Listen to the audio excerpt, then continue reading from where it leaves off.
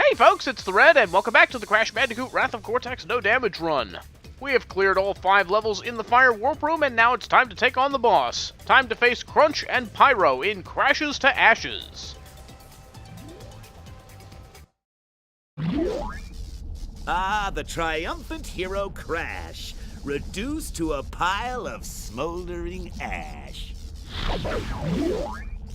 Let's finish this.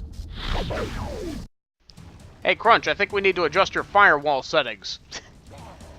Alright, so for most of this boss fight we need to be running away from Crunch while avoiding his flaming boulder attacks. This first one's not terribly long or difficult, so you shouldn't have too much trouble making it to this robot suit. It automatically moves forward, and you can shoot water with it by pressing the attack button. You can also do jumps with it. So that's what we need to do to damage Crunch. But now for the second hit, we need to make a longer run to the next robot suit, which of course means avoiding more of these boulders. They don't come at you too fast during the first 2 hits, but the third hit, that one's going to be a little trickier. Now I've heard of feeling the burn when you go out for a run or go exercising, but I don't think this is quite what they meant. Anyway, pretty smooth sailing on the way to the next robot suit.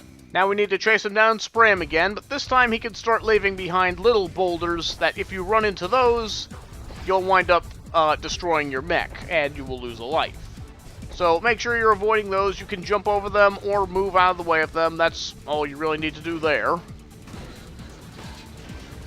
Now for the final hit. He's going to get a lot more aggressive with the boulders. They can sometimes split off into 2. He's throwing them faster and more frequently, so you definitely need to keep your eyes peeled. Utilize double jumps if necessary. That's probably the best way to avoid these, really, is to use jumps. But try and keep your distance. You should be able to read his attacks without too much issue. But now we need to chase him down one more time and spray him down. He can start leaving behind those little rocks a little more frequently now, which can now start rolling left and right, so watch out for that. And one more spray, and that's all it takes to bring him down. And with that, we just run on up to the power-up that we just earned. You can also run all the way back for another robot suit if you want, but there's not really a need to do so. But for beating Crunch and Pyro, we now get the Death Tornado Spin. To spin longer and faster, or to glide in the air, press X repeatedly. Yep, the Death Tornado Spin makes its return, and all of its glory. So with that, Pyro is locked away, Crashes to Ashes is finished, and now it's time for a cutscene. Cortex! Why is that mindless Masrupio still collecting those crystals? He's defeated Rocco and Wawa! I'm beginning to question the value of your super weapon! I don't need another mask's help. I could take this Crash punk out with my metal arm tied behind my... Oh, Crunch. Stop being silly. Uka, he will use the elemental masks. No need for you to lose any beauty sleep. Okay, I'm not sure what the point of that transmission was. I don't think it was even directed at me. Are we just eavesdropping on them or something? Well, whatever the case is, that was Crashes to Ashes. We do have a few outtakes to look at, but we have also opened the way to the next warp room. So, be sure to join us next time as we go to level 16, Avalanche.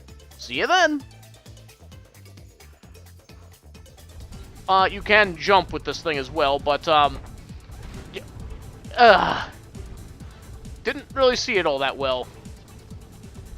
It gets a little black up ahead, but don't worry, there's not really any holes or anything that you gotta watch out for the rocks. He can also throw them more frequently. And faster, as you can see. He means business here. And he can throw them more frequently as well, so watch out for that.